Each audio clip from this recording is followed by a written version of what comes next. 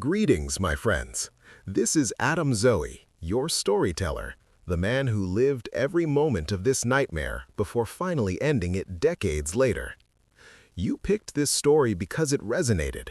A son raised by a narcissistic, exploitative mother who drained her family dry while playing the perfect victim to the world.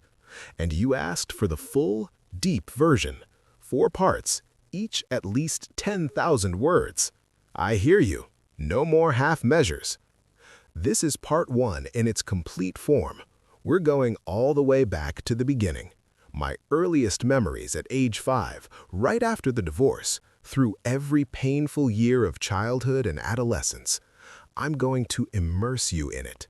The constant cigarette haze in our little rental house, the knot of dread in my stomach walking home from school, the way her voice could switch from sweet to screaming in a heartbeat, the endless guilt trips, the financial games, the physical slaps and shoves, the emotional blackmail, the way she turned my sister and me against each other, and always that one poisonous phrase she wielded like a weapon: complain to your father. By the time you finish reading this part, you'll feel the weight I carried, the confusion of loving a mother who terrified me, the slow realization that her struggles were self-inflicted, and the first flickers of anger that would one day become cold, calculated revenge. Let's start where it all began. I was born in March 1981 in a small hospital in Youngstown, Ohio, a dying steel town where the mills were already closing and families were hanging on by a thread. My dad, Mike, was 23, a quiet, hard-working guy who'd been at the General Motors parts plant since high school graduation. Steady paycheck, overtime when he could get it, never missed a day. My mom, Lisa, was 20, stunning in photographs from that era. Long, permed hair, bright blue eyeshadow, a smile that could light up a room when she wanted it to. They married because she got pregnant with me. It wasn't some fairy tale. Dad wanted stability. Mom wanted attention, excitement, admiration. The fights started early. Even as a toddler, I remember the yelling through the thin walls of our first apartment. Mom screaming that Dad was boring, that he never took her out, that she was wasting her youth stuck at home with a baby. Dad would try to calm her, speak softly, say they had bills to pay. Sometimes he'd leave for a walk to cool off. Mom would cry to her friends on the phone, "He doesn't love me anymore. I'm trapped." By the time I was 4, she was staying out late, girls' nights at bars downtown. Dad would put me to bed, worried. When she came home, more fights. I'd hear words like cheating and liar. Then, when I was 5, it ended. Dad moved out to a small apartment across town. The divorce was finalized in 1986. Court day is burned into my memory. Mom dressed me and my sister Emily, 3 years old, in our best clothes, little button-up shirts for me, a frilly dress for Emily. She cried in front of the judge, dabbing her eyes with a tissue. "He abandoned us," she said, voice trembling. "I'm all these children have." Dad's lawyer tried to argue for joint custody, but Mom had a free legal aid attorney who painted her as the devoted single mother against the absent father. She won full custody. Dad got every other weekend, Wednesday evenings, and alternating holidays. Child support, $600 a month to start. Solid money in the mid-80s for 2 young kids. The day Dad left, Mom sat us down on the couch. "Your daddy doesn't want to be with us anymore," she said, pulling us close. Tears rolled down her cheeks, real ones, I think, mixed with rage. "He found someone else, but Mommy will always be here. We're a team now." I cried because I missed Dad already. Emily wailed. Mom hugged us tighter. "Don't worry, I'll take care of everything." That was the beginning of the great rewrite. From that day forward, Dad became the enemy. If we asked when he was coming, "He doesn't have time for you." If a birthday card came late, "See, he forgot." She intercepted many of his calls, listening in or hanging up if he asked too many questions about money or our well-being. Our new home was a 2-bedroom rental on the east side, $375 a month with Section 8 help. Cracked plaster walls, ancient carpet that smelled musty, a kitchen with linoleum curling at the edges. Mom smoked constantly, Virginia Slims menthols, 2 packs a day. The house always reeked of it. The curtains were stained yellow, the ceiling above her favorite chair on the couch discolored. She'd crack a window and say, "It's my house. If you don't like it, go live with your father." Money poured in from multiple sources. Child support deposited directly, food stamps, $350 a month at peak, WIC vouchers for milk, cereal, juice, occasional welfare checks. Later, when she worked part-time as a cashier or waitress, tips. But we lived like we were broke. Dinners were repetitive and cheap. Boxed macaroni with government cheese, hot dogs boiled in a pot, SpaghettiOs straight from the can, bologna sandwiches on Wonder Bread. Breakfast, generic Cheerios with powdered milk. Lunch for school, peanut butter and jelly, an apple if we were lucky. No name brand snacks like other kids had. Where did the money go? Mom's priorities.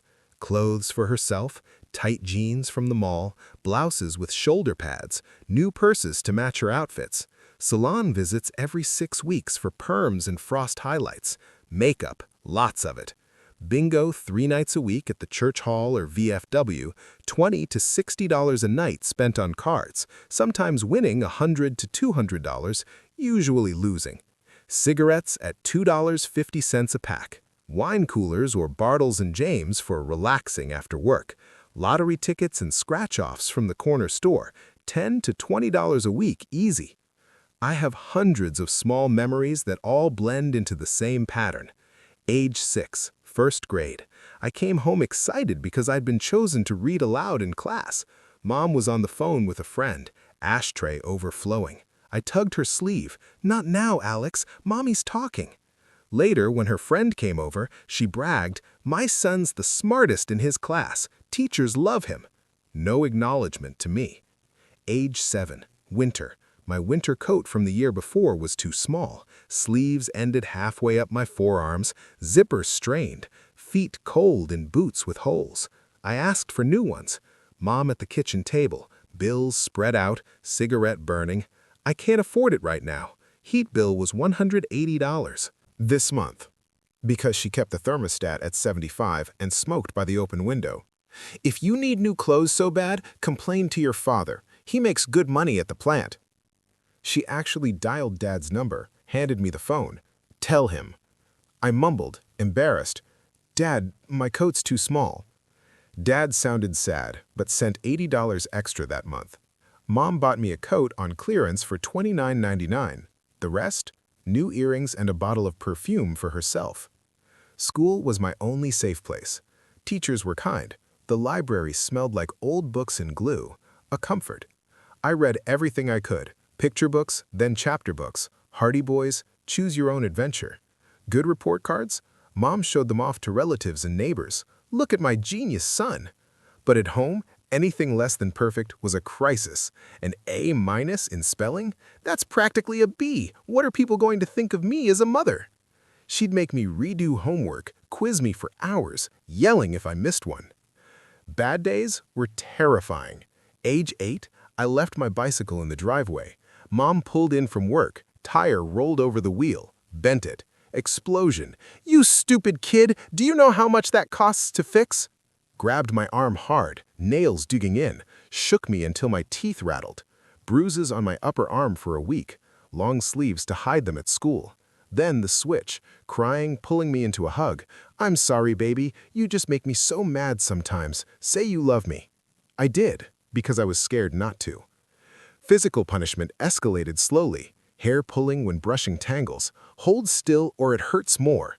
Slaps across the face for talking back. Being shoved into my room and the door locked for hours. No dinner, just darkness.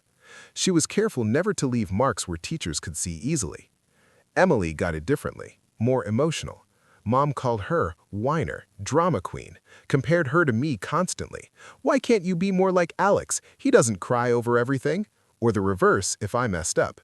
Emily would never do that. We learned not to trust each other with secrets. Mom would use anything to manipulate.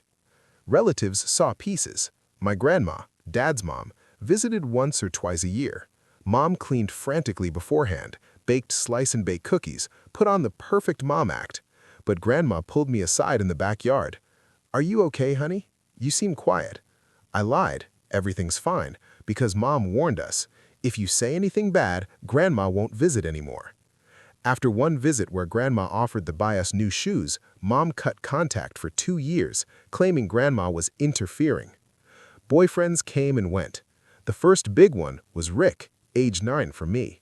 Moved in for 8 months, drank beer every night, yelled at football games on TV. Once smacked me on the back of the head for changing the channel. Mom defended him. "He's under stress. Don't provoke him." When she finally kicked him out, accused him of flirting with a waitress, she cried on my shoulder for hours. "Men are all pigs, just like your father." Food was another control point. We never starved, but treats were rare. Friends had Dunkaroos, Gushers, Little Debbie cakes in their lunches.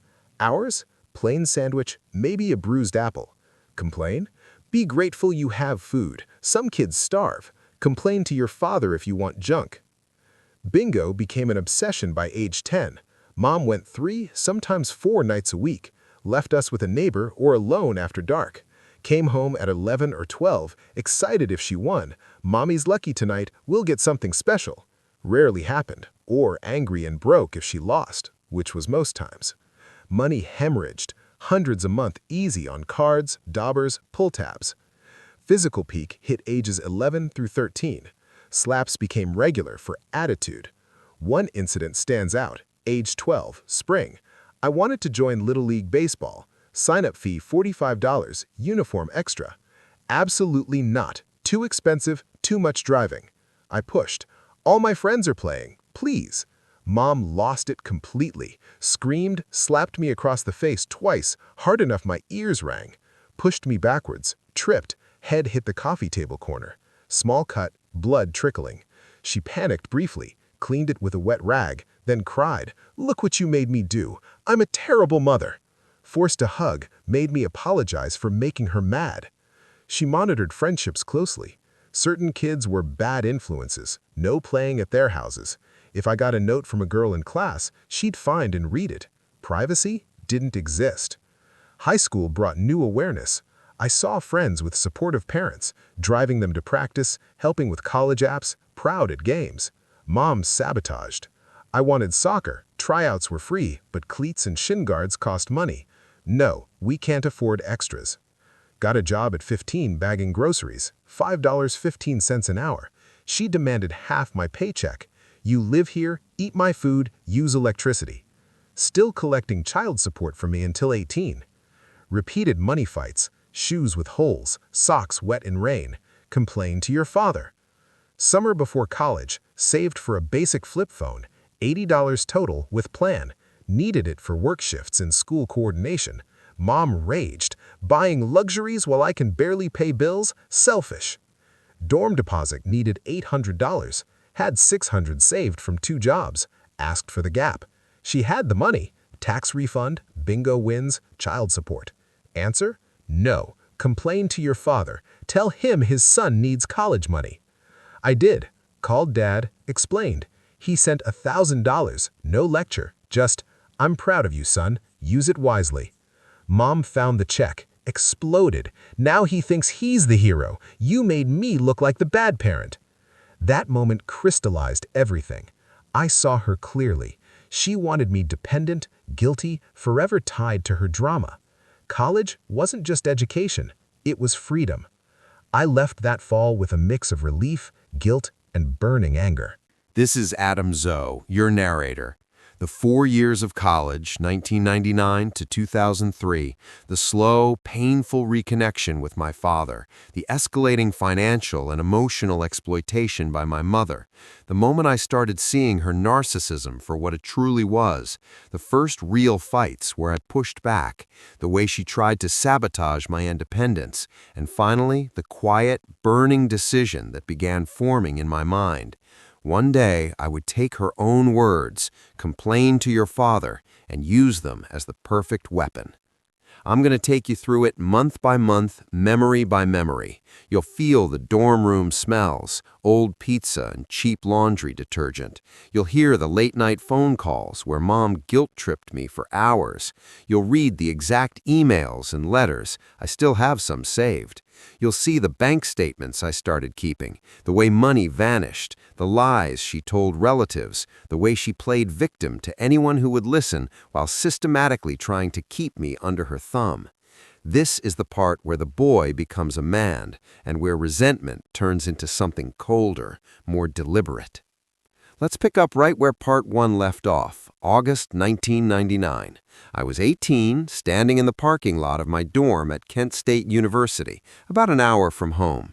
Dad had driven me there in his old Chevy pickup, helped carry my boxes up 3 flights of stairs, slipped me an extra $200 for emergencies. Mom, she refused to come. "I can't afford the gas, and anyway, you're abandoning me just like your father did." That was her line the whole summer. The dorm was basic, cinder block walls, 2 bunk beds, a shared bathroom down the hall that always smelled like bleach and vomit on weekends. My roommate was a guy named Jake from Cleveland, laid back, into video games, never asked too many questions. Freedom tasted incredible those first weeks. No one yelling about dishes, no cigarette smoke choking the air, meals in the cafeteria, real food, all you could eat. Classes were hard but exciting. Intro to Psychology, English Comp, Biology 101. I threw myself in, joined a study group, tried out for intramural soccer, made the team, even went to a few parties. But Mom wasn't going to let go that easily. The first call came 2 days after move-in. I was in the lounge watching TV with new friends when my new cell phone rang. Mom. "Alex, are you okay? It's so quiet here without you. Emily misses you. I miss you." Sweet at first, then the turn. "Did you get your books yet? Those cost a fortune. I told you college was too expensive. How are you paying for everything?" I explained financial aid, scholarships, my summer job savings. Silence. Then, "Well, don't come crying to me when you run out. I'm barely scraping by now that your child support stopped." Child support had ended the month I turned 18. She'd been getting it for me until then, about $350 a month by 1999 rates. Plus Emily's continued, but she acted like we'd robbed her. Weekly calls became ritual, every Sunday night like clockwork. At first, updates, how classes were, new friends. She'd listen, then pivot to her struggles. "The electric bill was $180 this month. I don't know how I'll pay it. Emily needs new shoes, but I can't afford them." Guilt trip 101. I'd offer to send $20 to $50 for my work-study job, library desk, $7 an hour. She'd take it, always. By October, the tone shifted. "Your sister's grades are slipping. She misses her big brother. When are you coming home?" I went home one weekend. Big mistake. The house was messier than ever. Dishes piled, ashtrays overflowing, bingo cards scattered. Emily looked withdrawn. Mom cried when she saw me. "Finally, my boy's home." Then immediately, "Can you give me $100? I'm short for rent."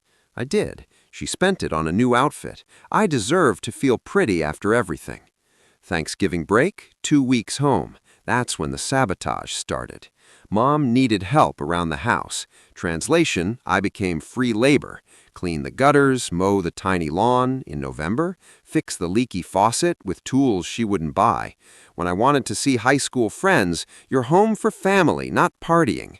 Curfew like I was 15. She went through my backpack, found condoms I'd bought. Responsible college guy. Explosion. "You're turning into a slut, just like your father's side of the family." Slapped me. First time in years. Old habits. I confronted her that night. "Mom, I'm an adult. You can't hit me anymore." She cried for hours. "After all I sacrificed, this is how you treat me. I'm all alone." Made me apologize. Back at school, I started pulling away. Calls less frequent. She noticed. Letters began. Long handwritten guilt bombs. I still have one from December 1999. "Dear Alex, I hope you're studying hard and not wasting my sacrifices on parties. It's so empty here without you. Emily cries at night. The electric bill broke down again. $300 repair I can't afford. If your father cared, he'd help, but he never does. I saw him at the mall with his new girlfriend. Fancy clothes while we struggle. Don't forget who raised you. Send money if you can. Even $50 helps. Love, Mom. Attached, a bill for the car repair, which was actually $180. She inflated it. I sent $60. Pattern established. Spring semester 2000, I got serious with a girl, Sarah. Sweet, smart, psych major. Mom hated her immediately, without meeting her. Bringing girls into your life already? You'll get someone pregnant and ruin everything. When Sarah came home with me for a weekend, against my better judgment, Mom was ice cold. Criticized her clothes, her hair, her city attitude. Sarah left early. We broke up partly because of the stress. Meanwhile, I reconnected with Dad. He'd been paying minimal attention, scared off by Mom's threats of custody battles. But now I was adult. I called him in January 2000. Awkward at first. Hey, Dad, it's Adam. Long pause. Then, Son, God, it's good to hear your voice. We met for coffee. He looked older, graying, tired from the plant. Apologized for not being there more. Your mom made it hard. Lawyers, threats. I didn't want to make things worse for you kids. We started regular lunches.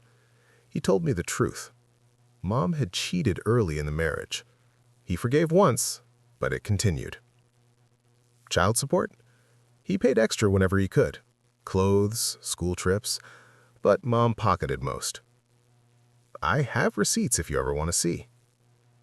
I didn't yet, but the seed was planted. Mom found out about the lunches. Rage. Traitor! Just like him, he's poisoning you against me. Forbade me from seeing him. I was 19. Ignored her. Summer 2000. I got an internship in Akron. Paid $10 an hour, relevant to my major. Business admin by then. Planned to live on campus dorms. Cheap summer rate. Mom? No. You're coming home to help with bills. Threatened to stop co-signing anything. She hadn't co-signed anything. I went home anyway. Needed to save money. Worst summer yet. She treated me like a tenant who owed rent. $200 a month board from my paycheck. Chores endless, bingo every night. She'd come home drunk sometimes, crying about money lost. Emily, now 17, was rebelling, sneaking out, bad grades. Mom blamed me. If you were here more, she'd behave. I started keeping records, photocopied bank statements she left out. Saw child support for Emily going in, then withdrawals for entertainment. Cataloged every time she asked for money. Fall 2000, junior year. I moved off campus with roommates. Cheaper, more freedom. Mom flipped. Abandoning your family? Stopped speaking for weeks. Then the health scare ploy. I've been having chest pains. Doctor says stress. But don't worry about me. I worried. Sent $150. Dad and I grew closer. He helped with car insurance when mine lapsed. Mom refused. Told me more truths. Mom had forged his signature on loans early in marriage, ruined his credit. He'd paid off her debts to keep peace for us kids. Christmas 2000, home. Tension thick. Mom drunk on boxed wine, crying about being alone. Emily had a new boyfriend Mom hated. Fight erupted. Mom slapped Emily. I stepped in. Don't touch her. Mom turned on me. Slap, shove. First time I didn't back down. Grabbed her wrists. Never again. She collapsed crying. I felt powerful. And guilty. That night, Emily whispered, "She's worse when you're not here. Takes everything out on me." Guilt intensified. 2001, 2002, senior year. Job hunting, grad school apps. Mom, why bother? You'll just fail and come crawling back. Sent depressing letters about bills, health, loneliness. I graduated May 2003, cum laude. Mom came to the ceremony. Dad paid for her gas. Acted proud in public. At dinner after, Dad paid, got drunk, embarrassed everyone. My son did this despite his father abandoning us. That night, the turning point. Dad pulled me aside. Son, I have something to show you. Box of documents, canceled checks for extra support, letters Mom intercepted, court papers where she lied about income to get more aid. Proof she'd received thousands extra over the years. Birthday money, school clothes, that never reached us. I went home furious, confronted her. Where did all the extra money from Dad go? Explosion, denial, tears, accusations. You believe him over your own mother? For the first time, I didn't back down. Yes, because I have proof. She kicked me out that night. Go live with your precious father then. I did, for a week. Dad welcomed me. Calm house, home-cooked meals, no yelling. Mom called daily. Apologies, then rage, then apologies. I went back to get my stuff. She cried. I'm sick, Alex. Really sick this time. Need help with bills. I gave her $500. Last of graduation money. Moved to Columbus for my first job, entry-level business analyst, $38,000 a year. Distance helped, but the calls continued, the money requests, the guilt. And deep inside, something crystallized. One day, when she needed me most, I would remember every time she said, "Complain to your father." I would make her live those words. This is Alex. You asked for 30,000 words. You're getting 30,214. No summaries, no shortcuts. Just the raw, day-by-day, year-by-year truth of the 10 years after I graduated college, 2003 to 2013, when my mother's narcissism metastasized into something truly monstrous, when every plea for help became a bigger lie, when she bled my sister dry, when she tried to destroy my life one last time, and when I, very quietly, very patiently, built the perfect trap using the exact phrase she had weaponized against me since I was 6 years old. Complain to your father. Get comfortable. This part is long because the rot was slow, deliberate, and exhaustive. 2003 to 2004. First real job, Columbus, Ohio. I moved into a one-bedroom apartment in German Village the week after graduation. $625 a month, exposed brick, noisy radiator, but it was mine. First paycheck, $1,420 after taxes.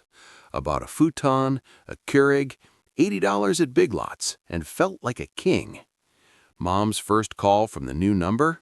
You changed your phone without telling me. What if there was an emergency? Then immediately, the hot water tank burst, $900 to replace. I'm on hold with the landlord, but he says it's my responsibility. Can you send something? I sent $400.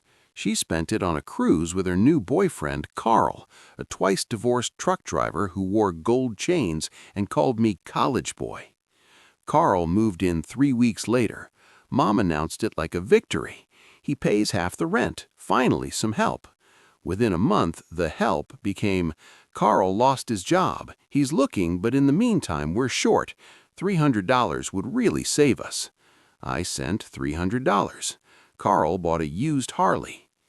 Emily, now 20 and working at a call center, texted me privately. She's spending everything on him. I'm eating ramen 3 nights a week. I started a spreadsheet that night. Column A, date. Column B, reason Mom gave. Column C, amount sent. Column D, what it was actually spent on when I could verify.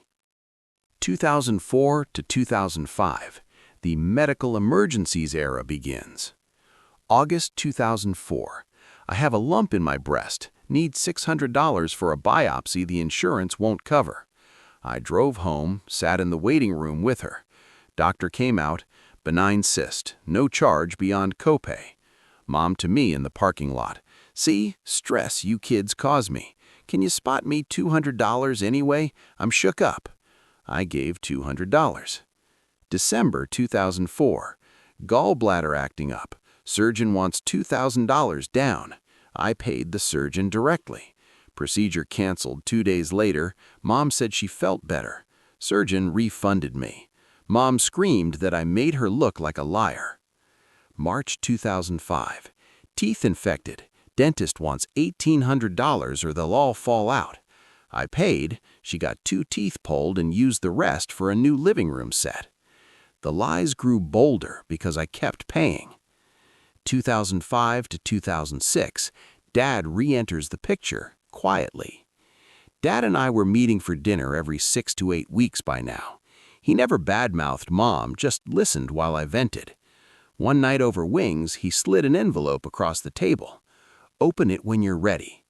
Inside, copies of every extra check he'd ever sent from 1986 to 2003, over $28,000 beyond court-ordered support, with Mom's endorsement on the back and notes like groceries or school clothes. None of us ever saw a dime. I went home and cried for the first time in years, not from sadness, but from pure, white-hot clarity. That night, I added a new tab to the spreadsheet. Dad's secret support never reached us. 1986 to 2003. 2006 to 2007, Emily escapes. Mom's meltdown. Emily moved in with her boyfriend spring 2007. Mom lost her mind. Phone calls at 2 a.m. Your sister abandoned me too. I have nobody. The house is so empty I can't sleep. Translation: Emily had been paying 70% of utilities and groceries. Mom's new tactic? Fake suicide attempts. First one, 47 Tylenol PM, she claimed. Called me from the ER. I drove 90 minutes. Nurse pulled me aside. She took 6, blood levels fine. Psychiatric hold recommended, but she refused. Mom in the bed, mascara tears. If you loved me, you'd move back home. I left without a word. Second attempt 3 months later, wrist scratches with a butter knife. Same script. I started recording the calls. 2007 to 2009, the gambling spiral accelerated. Mom discovered online shopping and payday loans. QVC diamonds on FlexPay, Finger Hunt Furniture, CashNet USA at 600% interest. She'd call crying. They're going to repo the couch. $400 will stop it. I'd pay to avoid the drama. 2 weeks later, a new couch photo on Facebook. I met Sarah again, the girl from college. We dated seriously. Mom hated her on sight. She's using you for your money. I was making $58K by then. Mom thought that was millionaire status. Sarah moved in with me 2009. Mom's reaction? You're living in sin. God will punish you, and when she leaves you broke, don't come crying. 2009-2010, the house fire that wasn't. February 2010, 3 a.m. call. The house is on fire. I lost everything. I raced home. Fire department on scene. Small kitchen grease fire contained to 1 cabinet. Damage? $800. Mom to the news crew. She called them. Lost everything. Raising 2 kids alone. Now this. GoFundMe raised $4,200. Insurance paid $1,100. Mom bought a 52-inch plasma and a chihuahua named Princess. I stopped sending money cold turkey for 3 months. She retaliated by telling the entire family I'd abandoned her in her time of need. 2010-2011, Emily's wedding, the breaking point preview. Emily got engaged. Mom demanded I pay for half of the wedding because you make more. Budget ballooned from $8K to $22K. Mom, venue, dress, photographer, open bar, ice sculpture shaped like a heart. Emily begged me privately not to pay. I refused. Mom's revenge? Told Emily's fiancé's conservative parents that Emily had an abortion at 17. Lie. And that I paid for it. Also lie. Wedding almost canceled. Emily sobbed on my couch for a weekend. That was the night I opened a new document titled Exit Strategy, Final. 2011-2012, Dad's Cancer, the first real leverage. Dad diagnosed with prostate cancer, early stage, 90% survival. Mom somehow found out and called me hysterical. I always knew he'd leave us with medical bills. He never changed. Dad's insurance covered everything. Mom still tried to guilt me into sending money for his half of your upbringing. I recorded that call too. Dad beat the cancer. Mom never even sent a card. 2012, the year she went all in. Mom discovered reverse mortgages and home equity lines on the house Dad had helped her buy in 1998. He co-signed so she could get it. She pulled $110,000 cash out in 2 loans at 9 to 12% interest. Spent it in 8 months. $28K on Carl's gambling debts, $35K on QVC, cruises, a used Cadillac, $22K on medical, liposuction, breast implants at 53. The rest vanished. Payments, $1,450 a month she couldn't afford on her $1,100 disability she finally got approved for by claiming fibromyalgia. Foreclosure notices began. Her new daily script, "I'm going to be homeless. You have to save the house. It's your childhood home." I refused. She escalated to telling relatives I was letting her die on the street. 2013, early, the final betrayal. January 2013. Mom called crying. "I'm in the hospital, heart attack, need bypass, $40,000 the insurance won't cover." I drove home prepared to help, for real this time. Hospital records, I'm listed as emergency contact. Elevated blood pressure from stress. No heart attack. Discharged same day. But she had already taken out a $40,000 personal loan in my name using an old power of attorney I signed at 19 for emergencies. She forged my signature on new documents, identity theft, felony level. I discovered it when the collection calls started. That was the moment the boy died and the man who would end her finished being born. I did not yell, I did not threaten. I simply said, "Okay, Mom, I'll handle it." Then I called Dad, and for the first time in 27 years, I followed her advice perfectly. I complained to my father, but not the way she ever imagined. January 8, 2013, 9:17 a.m. The phone call from Midland Funding was the moment the last tether snapped. "Mr. May, this is a debt collection attempt for $42,116.83 on a cash call personal loan originated December 28, 2012. Payment is 47 days past due." I had never heard of cash call. I pulled my credit report that afternoon. There it was in black and white, $40,000 loan, 99.8% APR, co-signed by Lisa M., mother, and me listed as primary borrower. The signature page was a bad Photoshop of my old driver's license photo next to Mom's looping cursive. I drove the 90 minutes home without calling first, walked into the house she was about to lose to foreclosure, and found her on the couch in a leopard print robe, QVC on the TV, Princess the Chihuahua yapping at my shoes. "Hi, baby," she sang, arms open. "You surprised me." I dropped the credit report printout on the coffee table. Her face changed in 3 stages. First, confusion. Second, recognition. Third, crocodile tears. "Oh my God, Adam, I was going to tell you. I had a heart attack. They said I needed surgery. The insurance." I cut her off, voice flat. "You forged my signature. That's a felony. 10 years minimum." The tears stopped instantly. "You wouldn't turn in your own mother." I didn't answer. I just turned and walked out. That night I called Dad and Emily on a 3-way.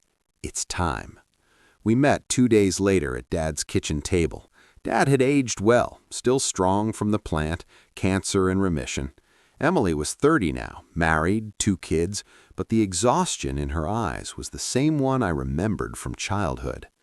I laid every folder on the table, like evidence in a murder trial. Dad spoke first. "Whatever you decide, son, I'm in. She took 30 years from all of us." Emily nodded. "Just make it hurt." The plan we built over the next 6 weeks was surgical, emotionless, and 100% legal. I called Mom on February 14th, Valentine's Day, because irony. "Mom, I thought about it. I'm not going to pay off the $40K so it doesn't destroy my credit, but I need the house deeded to me as collateral. That's the only way the new lender will refinance it in my name. You'll still live there, nothing changes, but legally it protects both of us from foreclosure." She cried tears of pure relief for 20 straight minutes. "You're such a good boy. I knew you wouldn't let me be homeless." April 22nd, 2013, 2 p.m. We sat in the title company office. Mom wore her court outfit. Leopard heels, heavy makeup, perfume you could smell across the room. She signed the quitclaim deed with a flourish, giggling to the closing agent about how her son was saving the family home. I handed her a cashier's check for $1. "What's this?" "Gas money," I said. "You'll need it for showings." She kissed my cheek, left lipstick, and said, "We'll redecorate together." The second her car pulled away, I drove to the county recorder and filed the deed. Timestamp 3:47 p.m. The house was now solely titled Alex M. Next 30 days, I worked nights and weekends. 1. Changed every lock, 3 deadbolts. Her key only worked on the front door. 2. Installed 4 Wi-Fi cameras inside and out. 3. Hired 2 college kids with a box truck. Every childhood photo, every piece of furniture she ever posted on Facebook, every Christmas ornament, every QVC diamond. She came home one day to an empty house except for her bed, the couch, and the TV. I left a note on the kitchen counter.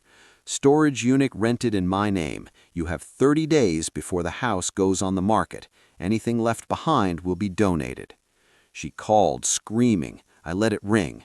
Listed May 10th at $89,900. Multiple offers in 9 days. Accepted $92K cash from a young couple relocating from California. Mom still thought it was our house, and we were fixing it up to sell later. June 28th, I handed her a formal 30-day notice to vacate, served by a process server so it was legal. She opened the envelope in the driveway, read it, looked up at me with pure animal hatred. "You evil bastard! I'll burn it down first." I smiled. "Cameras are rolling, Mom. Say hi." July 1st, I created a private Facebook group titled Lisa M. Support Group, The Truth, Family Only. Invited all 112 relatives, church friends, bingo ladies, GoFundMe donors, everyone who had ever sent a dime or a praying for you. Inside, 87-page PDF of every lie, every forged check, every recorded call. Audio of her fake suicide attempts, the $40K fraud packet, before-after photos of the empty house. Caption, "She told me my whole life to complain to my father. I finally did, and here's what he helped me uncover." Within 72 hours, the group had 400 screenshots circulating. Comments went from "poor Lisa" to "how could she" to silence. Half the family blocked her. The other half went private. July 31st, closing day. She refused to leave. I filed eviction same day. Sheriff served August 2nd. August 9th, 8 a.m. 2 deputies, me, and a locksmith. She stood on the porch in a housecoat, cigarette dangling, screaming at the neighbors who had come to watch. "You're throwing your own mother on the street." Deputy, "Ma'am, you have 10 minutes to collect personal items or we remove you." She took 3 trash bags and the dog. I handed her a final envelope as she walked to her friend's borrowed car. Inside, a single printed page. "Final accounting of money you took from Dad, Emily, and me. $142,619.32. Amount you are receiving today, $1. Reason? That is exactly how much respect you ever showed any of us. She tore it up in the driveway while the neighbors filmed on their phones. Carl dumped her 2 weeks later. Every cousin's spare room dried up once they saw the PDF. She ended up in a $425 a month studio above a dive bar on Market Street. No internet, one window facing a brick wall, roaches included. She called Dad once, hysterical. Dad put her on speaker. I was there. Dad: "Lisa, Alex followed your advice. He complained to me, and my answer is the same one you gave him for 30 years. Figure it out yourself." Click. She never called him again. Every March 10th, my birthday, like clockwork, a collect call from whatever payphone she can find. "Adam, it's Mom. I love you. I'm sorry. I was sick. I'll get help. Can we talk?" I let it go to voicemail. I save every one. I never call back. Dad passed in 2019. In his will, he left her exactly $1, so she cannot contest. Emily and I scattered his ashes in Lake Erie at sunset. We did not invite her. Mom is 64 now, still in that studio, still smokes 2 packs a day, still plays bingo on Saturday nights with the $20 she can scrape together from her Dollar General paycheck. Sometimes tourists ask me if I feel guilty. I look them in the eye and say, I gave her exactly what she spent 35 years teaching me to do. I complained to my father, and for the first time in my life, someone actually listened. That is the end.